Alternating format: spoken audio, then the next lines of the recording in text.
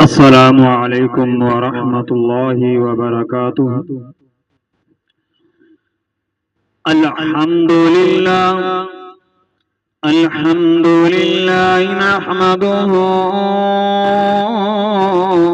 ونستعينه ونستغفره ونعوذ بالله من شرور أنفسنا من سيئات أعمالنا من يهده الله فلا مضل له ومن يضلل فلا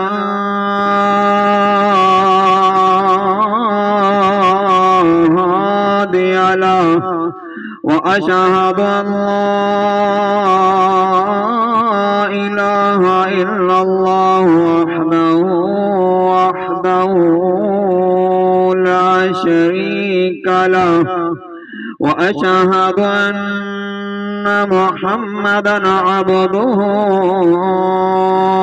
ورسوله. أما بعد فنعوذ بالله السميع العليم من الشيطان الرجيم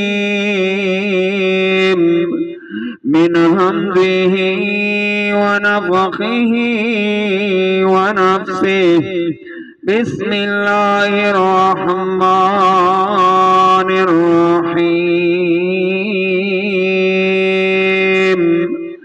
قل إن كنتم تحبون الله فاتبعوني يحببكم الله ويغفر لكم ذنوبكم والله غفور رحيم. أما بعد فإن خير الحديث كتاب الله وخير الهدي هدي محمد صلى الله عليه وآله وسلم وشر الأمور محدثاتها وكل محدثة بدعة وكل بدعة ضلالة وكل ضلالة في النار.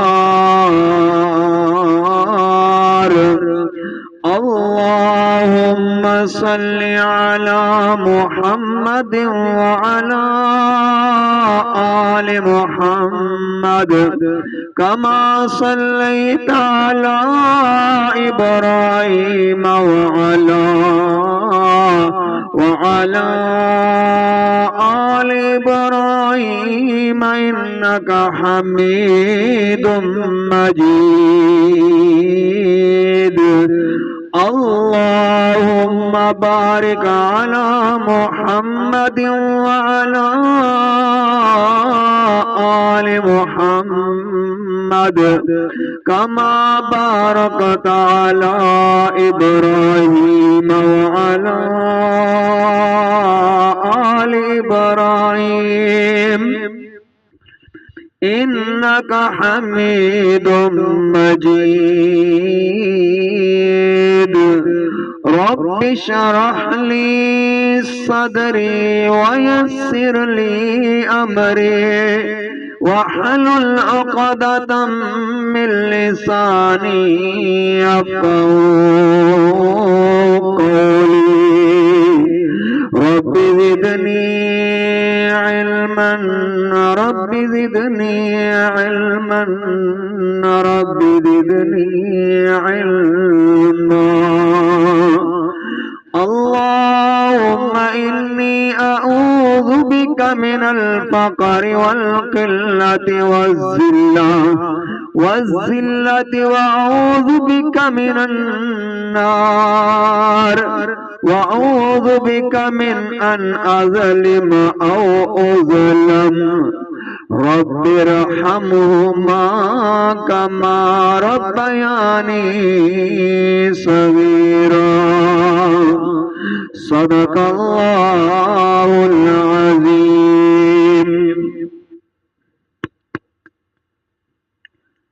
ہر قسم کی حمد و ثنا، منت منوتی، قیام، رکوع، سجود اس اللہ وحدہ لا شریک کے لیے جس اللہ نے ساری کائنات کو پیدا فرمایا۔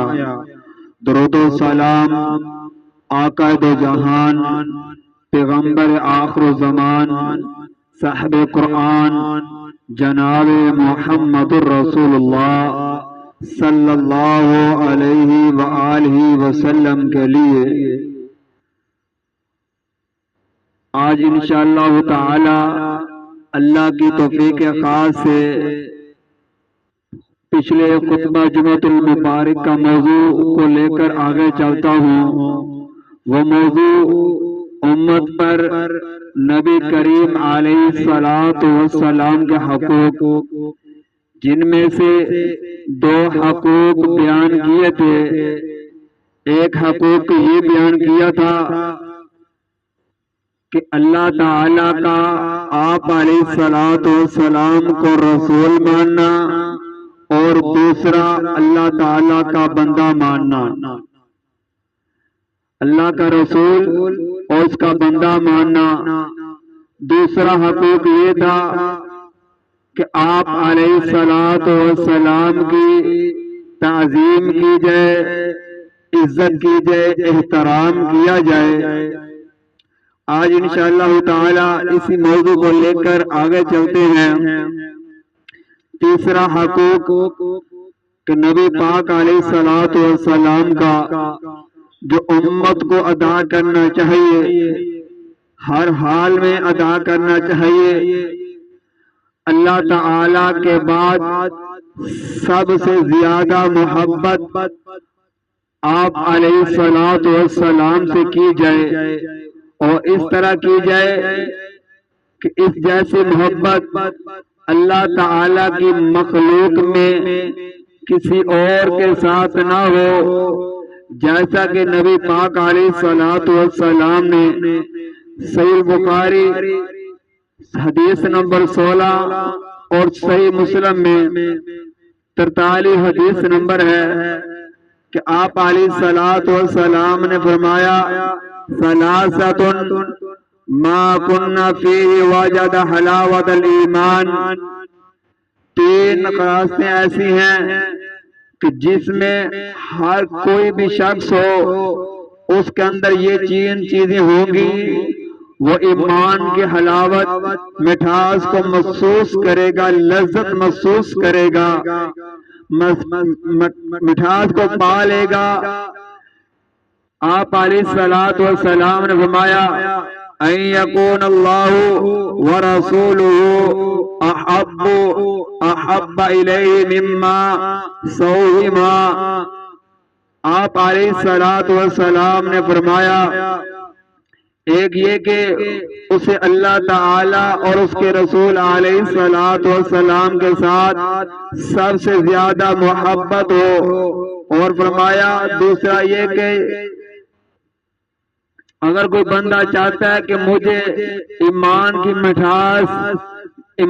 مٹھاس لذت کو میں پالوں، وہ دوسرا عمل یہ کرے وہ کسی بھی شخص سے محبت کرے، کسی سے بھی پیار کرے تو صرف اللہ کی رضا کی خاطر ہو۔ کسی کے ساتھ پیار کرنا ہو تو صرف اللہ کی رضا کی خاطر۔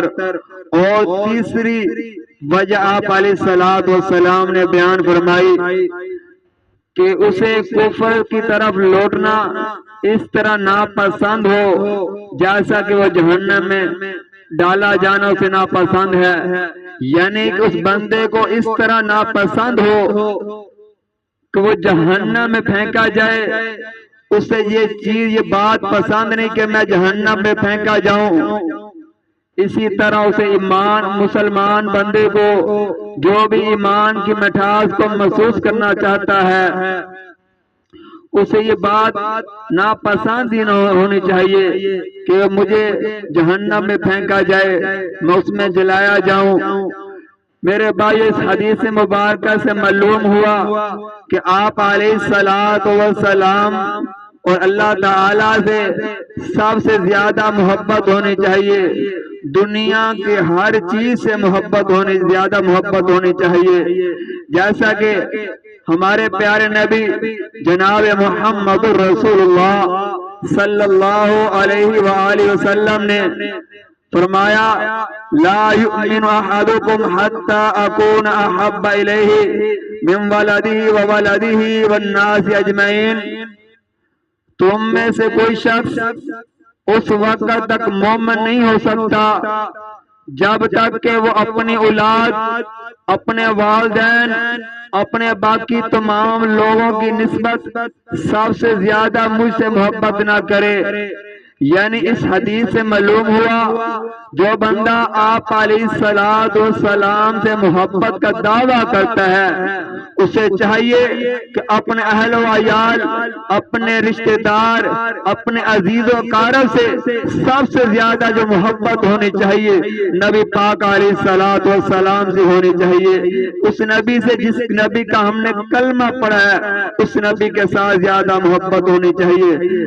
بلکہ اس طرح کے جیسا کہ حدیث میں ہے، ایک دفعہ آپ علیہ الصلوۃ والسلام اور حضرت عمر رضی اللہ تعالیٰ عنہ نبی پاک علیہ الصلوۃ والسلام کے ساتھ جا رہے ہیں۔ نبی پاک علیہ الصلوۃ والسلام نے حضرت عمر رضی اللہ تعالیٰ عنہ کا ہاتھ پکڑا ہوا ہے، اپنے ہاتھ میں ہاتھ ڈالا ہوا ہے، تو حضرت عمر رضی اللہ تعالیٰ عنہ فرماتے ہیں، یا رسول اللہ لأنت احب الی من کل شیء الا من نفسی۔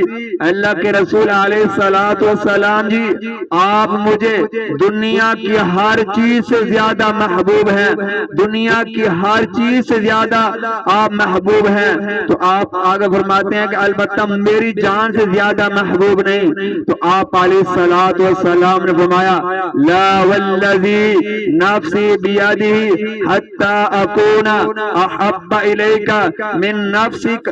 فقال له عمر فإنه الآن واللہ لأنت احب الی من نفسی۔ فقال النبی صلی اللہ علیہ وآلہ وسلم، الآن یا عمر، نہیں عمر، اس ذات کی قسم جس کے ہاتھ میں میری جان ہے، یہاں تک کہ تم مومن نہیں بن سکتے، تمہارا ایمان مکمل نہیں ہو سکتا اتنی دیر تک جتنی دیر تک تم مجھے اپنی جان سے بھی زیادہ محبوب نہ بنا لو، اپنی جان سے بھی زیادہ مجھ سے محبت کرنی پڑے گی۔ تو عمر رضی اللہ تعالیٰ عنہ نے فوراً جواب دیا، اللہ کے رسول علیہ الصلوۃ والسلام جی، آپ میری جان سے بھی زیادہ مجھے محبوب ہیں۔ تو پھر آپ علیہ الصلوۃ والسلام نے فرمایا، ہاں عمر، اب تیرا ایمان مکمل ہوا ہے، اب بات بنی ہے۔ میرے بھائیو، اسی بات کو اللہ سبحانہ و تعالی فرماتے ہیں، اللہ تعالیٰ فرماتے ہیں، اگر تم چاہتے ہو میں تمہارے گناہوں کو معاف کر دوں، اگر تم چاہتے ہو میں تم سے محبت کروں، اگر تم چاہتے ہو میں تم سے محبت کروں، تمہارے گناہوں کو معاف فرما دوں۔ اللہ تعالیٰ فرماتے ہیں سورۃ آل عمران آیت نمبر 31 کے اندر، اللہ فرماتے ہیں کہ قل ان کنتم تحبون اللہ فاتبعونی یحببکم اللہ۔ اے میرے پیارے پیغمبر جناب محمد رسول اللہ صلی اللہ علیہ وآلہ وسلم، آپ کہہ دیجئے اگر تم اللہ سے محبت رکھتے ہو تم میری تابع داری کرو، اگر تم میری تابع داری کرو گے، میری بات کو مانو گے، اللہ تم سے محبت کرے گا، اللہ تم سے محبت کرے گا۔ یحببکم اللہ ویغفر لکم ذنوبکم واللہ غفور رحیم۔ اللہ تعالیٰ فرماتے ہیں کہ اللہ پاک تم سے محبت بھی کرے گا، تمہارے گناہ بھی مٹا دے گا، بے شک اللہ تعالیٰ بہت بخشنے والا نہایت مہربان ہے۔ اس آیت کریمہ سے میرے بھائیو معلوم ہوا کہ آپ علیہ الصلوۃ والسلام کی تابعداری کی جائے، بات کو مانا جائے، اطاعت کی جائے، جو حکم آپ نے جاری کر دیا اس پر اپنی جان بھی قربان کر دیں، جیسا کہ آپ علیہ الصلوۃ والسلام کا فرمان ہے۔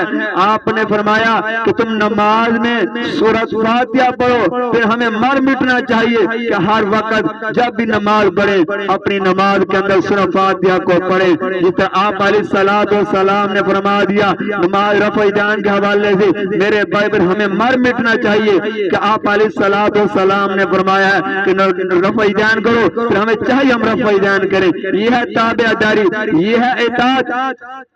اور میرے بھائیو، ایک شاعر نے بڑی خوب بات کہی ہے کہ تم اللہ تعالیٰ کی نافرمانی بھی کرتے ہو، اس سے محبت کا دعویٰ بھی کرتے ہو، تم اللہ سے اللہ کی باتوں کا انکار بھی کرتے ہو، اس سے محبت کا دعویٰ بھی کرتے ہو۔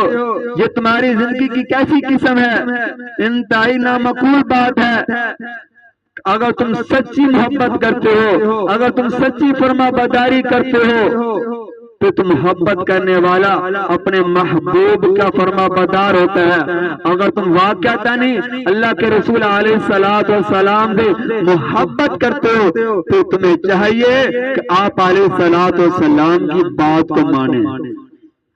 اور میرے بھائیو، صحابہ کرام رضی اللہ تعالیٰ عنہم کی زندگیوں کا جائزہ لے لیجئے۔ جب آپ علیہ الصلوۃ والسلام کا فرمان سنتے تو فوراً قالوا سمعنا واطعنا کا نعرہ بلند کر دیتے کہ ہم نے اللہ کا رسول علیہ الصلوۃ والسلام کا فرمان سن بھی لیا اور مان بھی لیا اور ہم عمل کر کے بھی دکھائیں گے۔ میرے بھائیو، یہ ہے آپ علیہ الصلوۃ والسلام کے ساتھ محبت۔ اور ماں جی عائشہ صدیقہ رضی اللہ تعالی عنہا بیان کرتی ہیں کہ صحابہ کرام رضی اللہ تعالی عنہم کو کس قدر محبت تھی آپ علیہ الصلوۃ والسلام سے۔ وہ بیان کرتی ہیں کہ ایک آدمی نبی پاک علیہ الصلوۃ والسلام کی خدمت میں حاضر ہوا اور کہنے لگا، اللہ کے رسول علیہ الصلوۃ والسلام جی، آپ مجھے میری جان سے اور اسی طرح تم آپ میری اولاد سے بھی زیادہ آپ مجھے محبوب ہیں، زیادہ محبت آپ سے۔ اور میں جب گھر میں جاتا ہوں آپ کو یاد کرتا ہوں، پھر مجھ سے صبر نہیں ہوتا، پھر آپ کا دیدار آپ کے پاس آ جاتا ہوں، آپ کا دیدار کرتا ہوں تو مجھے سکون مل جاتا ہے، مجھے صبر آ جاتا ہے۔ اور جب میں اپنی اور آپ کی موت کو یاد کرتا ہوں تو مجھے یقین آ جاتا ہے، ہو جاتا ہے کہ آپ یقیناً جنت میں جائیں گے، آپ انبیاء کرام علیہ الصلوۃ والسلام کے ساتھ ہوں گے، اعلیٰ درجات میں ہوں گے۔ اگر میں جنت میں چلا بھی گیا، اگر میں جنت میں چلا بھی گیا، آپ کا دیدار نہیں ہوگا، مجھے اس بات کا ڈر ہے۔ تو آپ علیہ الصلوۃ والسلام ابھی خاموش جواب نہیں دیا، اللہ تعالیٰ نے قرآن نازل کر دیا حضرت جبریل علیہ الصلوۃ والسلام کے ذریعے۔ اللہ تعالیٰ فرماتے ہیں کہ وَمَن يُطِعِ اللَّهَ وَالرَّسُولَ فَأُولَٰئِكَ مَعَ الَّذِينَ أَنْعَمَ اللَّهُ عَلَيْهِمْ مِنَ النَّبِيِّينَ وَالصِّدِّيقِينَ وَالشُّهَدَاءِ وَالصَّالِحِينَ وَحَسُنَ أُولَٰئِكَ رَفِيقًا۔ اللہ فرماتے ہیں جو لوگ اللہ اور اس کے رسول علیہ الصلوۃ والسلام کے اطاعت کریں گے، بات مانیں گے، وہ جنت میں ان کے ساتھ ہوں گے۔ جو بھی بندہ اللہ کی اور اس کے رسول علیہ الصلوۃ والسلام کی بات کو مانے گا، یعنی کہ ان کے ساتھ محبت کرے گا، ان کی فرما برداری کرے گا، جو زبان مبارک سے الفاظ نکال دیے پھر اس پر مر مٹنے کے لیے تیار ہو گیا، تو آپ اللہ سبحانہ و تعالیٰ فرماتے ہیں اللہ میں ان کو ان کے ساتھ داخلہ نصیب کر دوں گا، جنت میں ان کا ساتھ نصیب کروں گا۔ یعنی کہ جو بندہ صدیقین کے ساتھ محبت کرتا ہے، صالحین کے ساتھ محبت کرتا ہے، انبیاء کرام سے محبت کرتا ہے، اللہ تعالیٰ فرماتے ہیں جو بندہ شہداء سے محبت کرتا ہے کل میں کے ساتھ ان کا داخلہ نصیب کر دوں گا، ان کا ساتھ نصیب کر دوں گا۔ اللہ تعالیٰ فرماتے ہیں یہ لوگ بڑے ہی اچھے ہیں، یہ اعلان فرما کے من النبیین والصدیقین والشہداء والصالحین، آگے فرما دے وحسن اولئک رفیقا، یہ لوگ بڑے ہی اچھے ہیں۔ ہمیں بھی چاہیے کہ ہم دعا کریں نماز کے اندر کہ صراط الذین انعمت علیہم، اللہ ہمیں بھی ان لوگوں کا ساتھ نصیب کر دے جن کے اوپر تو نے انعام کیا ہے، اللہ ہمیں بھی ان لوگوں کا ساتھ نصیب کر دے۔ جب ہم اللہ سے دعا کریں گے اللہ ہماری دعا کو قبول کر لے گا، اللہ ہماری دعا کو قبول کر کے ہمیں بھی ان کے ساتھ کا داخلہ نصیب فرما دے گا۔ اور میرے بھائیو، چوتھا عمل، چوتھا حق آپ علیہ الصلوۃ والسلام کا امت پر جو امت کو ادا کرنا چاہیے، زندگی کا کوئی بھی شعبہ ہو، کسی کے ساتھ تعلقات ہو، کسی بھی کے ساتھ ہمارا کوئی رابطہ ہو، اسے اپنا نمونہ نہیں بنانا چاہیے، آئیڈیل نہیں بنانا چاہیے اس کو، بلکہ آئیڈیل نمونہ ہم نے بنانا ہے تو آپ علیہ الصلوۃ والسلام کو، جیسا کہ اللہ تعالی نے قرآن مجید کے اندر اعلان فرمایا سورۃ الاحزاب کے اندر، اللہ سبحانہ و تعالی فرماتے ہیں کہ لَقَدْ كَانَ لَكُمْ فِي رَسُولِ اللَّهِ أُسْوَةٌ حَسَنَةٌ لِمَنْ كَانَ يَرْجُو اللَّهَ وَالْيَوْمَ الْآخِرَ وَذَكَرَ اللَّهَ كَثِيرًا، یقیناً تمہارے لیے رسول اللہ صلی اللہ علیہ وسلم بہترین نمونہ موجود ہے، بہترین نمونہ موجود ہے ہر اس شخص کے لیے جو اللہ تعالیٰ اور قیامت کے روز کے دن کی امید رکھتا ہے اور بکثرت اللہ کا ذکر کرتا رہتا ہے۔ اس آیت کریمہ سے میرے بھائیو معلوم ہوا کہ رسول اللہ صلی اللہ علیہ وسلم کو وہی شخص اپنا نمونہ سمجھے گا جس بندے کا یہ ایمان ہوگا، جس بندے کا یہ عقیدہ ہوگا کہ میری کل قیامت کے روز اللہ سبحانہ و تعالیٰ سے ملاقات ہونے والی ہے، اور دوسرا بندہ جو آپ علیہ الصلوۃ والسلام کو اپنا نمونہ سمجھتا ہے، آئیڈیل سمجھتا ہے، جس کو دیکھ کر اپنی زندگی سنوارتا ہے، اپنی زندگی بسر کرتا ہے، وہ کثرت سے اللہ کا ذکر کرنے والا۔ آج بہت سارے میرے مسلمان بھائی اس سے محروم ہیں، ان کے دلوں میں اس وقت رسول نہیں ہے، آپ علیہ الصلوۃ والسلام کا طریقہ کار نہیں ہے۔ میرے بھائیوں، نبی پاک علیہ الصلوۃ والسلام کو اپنی زندگی کا نمونہ بنا لیں، جس طرح آپ نے اپنی زندگی گزاری پھر اسی طرح صحابہ نے بھی زندگی گزار کے دکھائی۔